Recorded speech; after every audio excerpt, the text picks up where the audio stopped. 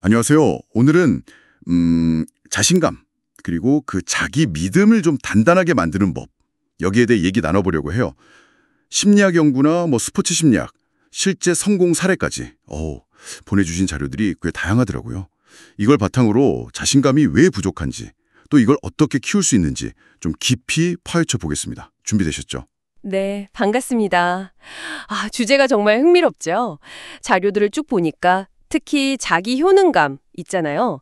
그러니까 어떤 일을 내가 해낼 수 있다는 믿음, 그리고 자존감, 나라는 사람 자체의 가치에 대한 느낌, 이걸 구분하면서도 또 같이 다루는 게 인상적이더라고요. 이 두 가지를 어떻게 잘 키울 수 있을까? 여기에 좀 집중해서 이야기 나눠보면 좋겠습니다. 네, 좋습니다. 우선 그 개념부터 좀 짚고 갈까요? 자신감, 자기 효능감, 자존감 이게 대 비슷비슷해 보이는데 결국은 내 능력을 믿고 또 나 자신을 좀 긍정적으로 보는 마음 이런 거잖아요. 맞아요. 핵심은 그거죠. 자료 중에 그 스포츠 심리학에서 말하는 역유자 곡선 이야기 저는 그게 되게 와닿았어요. 네네. 그 역U자 커브요. 이게 자신감이 너무 없어도 문제지만 또 너무 막 넘쳐도 오히려 성과가 떨어진다는 거잖아요. 정확합니다. 근데 딱 적절한 그 균형점이 중요한 거죠. 그렇죠. 자신감이 너무 부족하면 이게 불안감이나 아니면 완벽주의로 이어지기 쉽거든요. 남들이 날 싫어하면 어떡하지? 실패하면 완전 끝장이야? 이런 생각들. 네. 이런 두려움이 어린 시절 경험 때문일 수도 있고요. 아니면 비현실적인 기대치 같은 거. 그런 것 때문에 생기기도 하고요. 결국엔 자기를 너무 비판하게 되고 그래서 뭘 하기가 어려워지는 거죠. 악순환이에요. 맞아요. 그 악순환. 그래서 그런지 자료들 보면서 되면 좋고 아니면 말고 이런 태도요. 이게 되게 눈에 띄었어요. 네, 그렇죠. 약간 내려놓는 태도? 네. 결과에 너무 집착하지 않는 것만으로도 부담이 확 줄어든다. 이게 생각보다 되게 심리적으로 도움이 많이 될 것 같더라고요. 맞아요. 그게 아주 중요한 포인트 같아요. 김연아 선수 얘기도 나왔잖아요. 경기 전에 항상 나는 할 수 있다 이렇게 되뇌었다고. 네, 자기 확언. 네, 그런 긍정적인 자기 대화의 힘도 여러 자료에서 다 공통적으로 얘기하고 있었고요. 네, 그 관점을 바꾸는 거, 그게 핵심인 것 같아요. 실패를 끝났다 이렇게 보는 게 아니라 그냥 과정의 일부로 보는 거죠. 과정의 일부. 마이클 조던 얘기도 있잖아요. 자기가 성공한 건 수없이 많은 슛을 실패했기 때문이라고. 맞아요. 실패는 성장의 필수 조건 같은 거죠. 중요한 건 실패했을 때 그걸 객관적으로 좀 보고 왜 그랬을까? 뭘 개선해야 할까? 여기에 집중하는 거. 그리고 자신한테 좀 너그러워지는 거요. 너무 몰아붙이지 말고. 네, 너그러워지는 거 중요하죠. 자료 중 하나는 그런 얘기도 하더라고요. 나를 막 비난하는 목소리가 들릴 때 이건 객관적인 내가 아니구나. 이렇게 알아차리는 연습이요. 그 목소리랑 나를 분리하는 거군요. 흥미롭네요. 그럼 구체적으로 우리가 뭘 해볼 수 있을까요? 많은 자료에서 공통적으로 나오는 전략이 있던데요. 네, 있었죠. 바로 그 작은 성공 경험 쌓기. 맞습니다. 그거 정말 중요해요. 아주 사소해도 괜찮으니까 일단 해낼 수 있는 목표를 세우고 그걸 해냈을 때 스스로 막 칭찬해주고 작은 보상이라도 주고. 그렇죠. 그 학습 부진아동 사례도 있었잖아요. 일부러 좀 쉬운 문제 풀게 해서 나도 되네. 네, 맞아요. 그 성취감. 네, 이게 진짜 효과가 좋았다고 하더라고요. 그게 그냥 기분만 좋아지는 게 아니고요. 네. 자료에 따르면 실제로 우리 뇌의 보상 회로를 자극한다고 해요. 정말요? 뇌과학적으로도? 네. 그래서 장기적으로 봤을 때 동기부여도 되고 그 자기 효능감 향상에 생각보다 큰 영향을 준다는 거죠. 와, 신기하네요. 그냥 작은 건데. 네.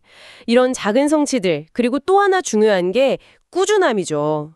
꾸준함. 미셸 오바마 아침 운동이나 손흥민 선수 루틴, 산드라 오배우 배우는 바른 자세 유지, 이런 습관들이요. 네네, 유명인들 사례가 많았죠. 꼭 엄청난 성취가 아니더라도 그냥 꾸준히 뭔가를 해나간다는 그 행동 자체가 자존감을 높여주는 효과가 있습니다. 그렇군요. 내면의 노력도 중요하고 또 꾸준히 행동하는 것도 중요한데 또 하나 중요하게 다뤄진 게 있었어요.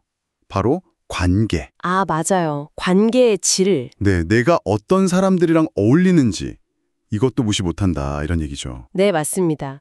이런 개인적인 노력 말고도 주변 사람들이 나에게 어떤 영향을 주는지 이것도 자신감에 큰 영향을 미치죠.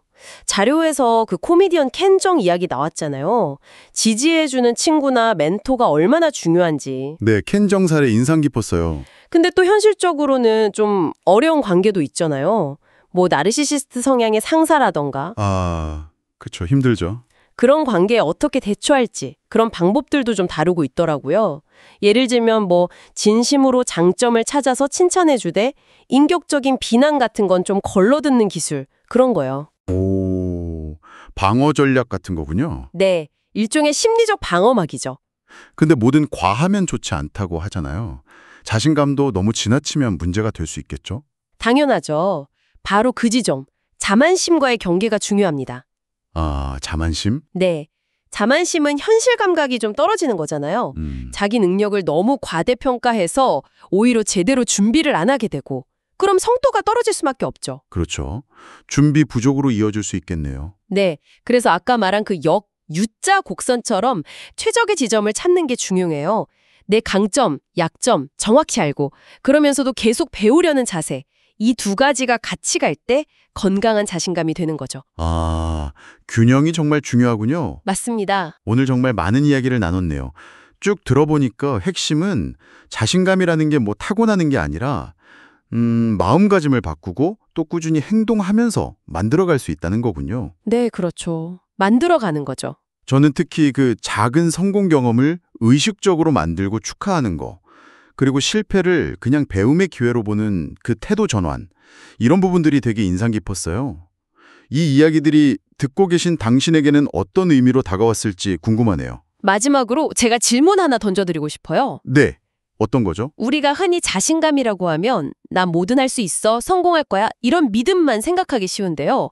어쩌면 진짜 자신감은 내가 설령 실패하더라도 혹은 좀 부족한 모습을 보이더라도 나는 괜찮을 거고 어떻게든 대처할 수 있을 거야 라고 믿는 힘.